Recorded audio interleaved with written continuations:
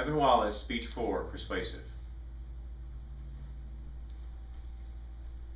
We all love the beautiful game, and over the years we have respected and then tolerated the individuals we trust to manage soccer on its global level.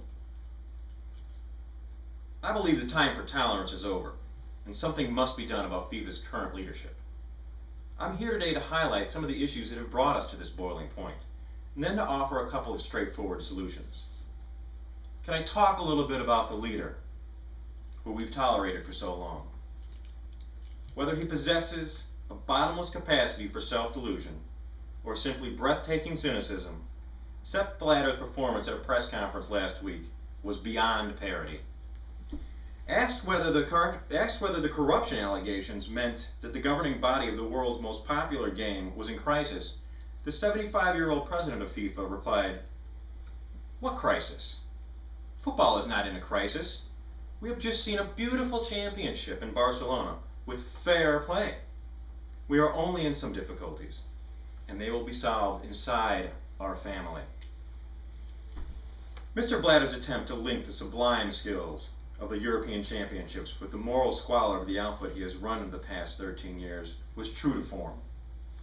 His uncontested re-election, after the removal of his only rival, a couple days later, for a fourth-year term, was depressing for anyone who cares about the beautiful game. Under Mr. Blatter's predecessor, John Lavange, a wheel-dealing Brazilian, FIFA became a mechanism for using revenues from the World Cup, the biggest sporting event on earth, to sustain a global network of patronage.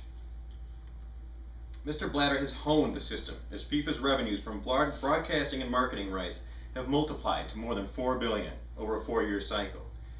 In the 4 years up to 2010, after its contribution cost to the World Cup in South Africa, FIFA made a profit of about $63 million and kept a handsome $707 million for its own operating expenses, while dispersing $794 million to 208 grateful member football associations, many of them poor, dependent on FIFA's largesse.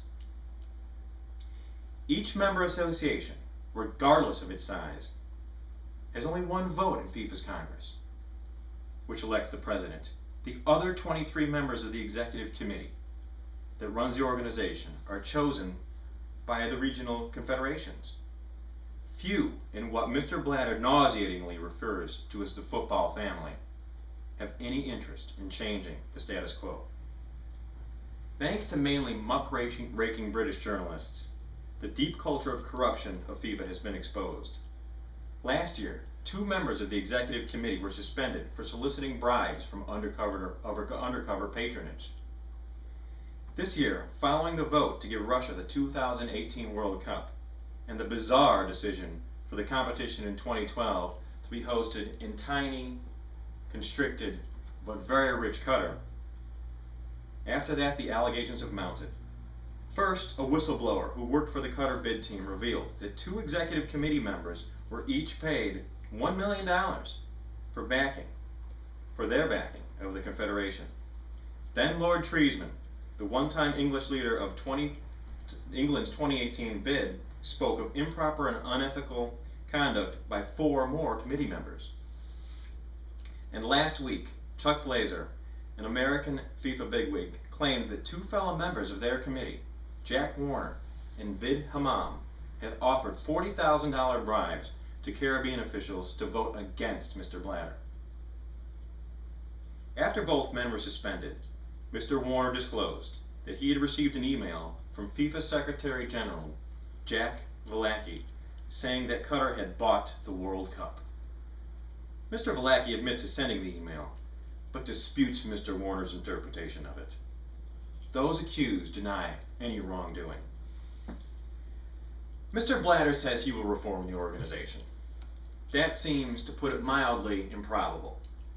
Among the member football associations, England is pushing for change, but it has few friends. If the governments of the big European countries were to demand external regulation of FIFA's activities, it might have some impact.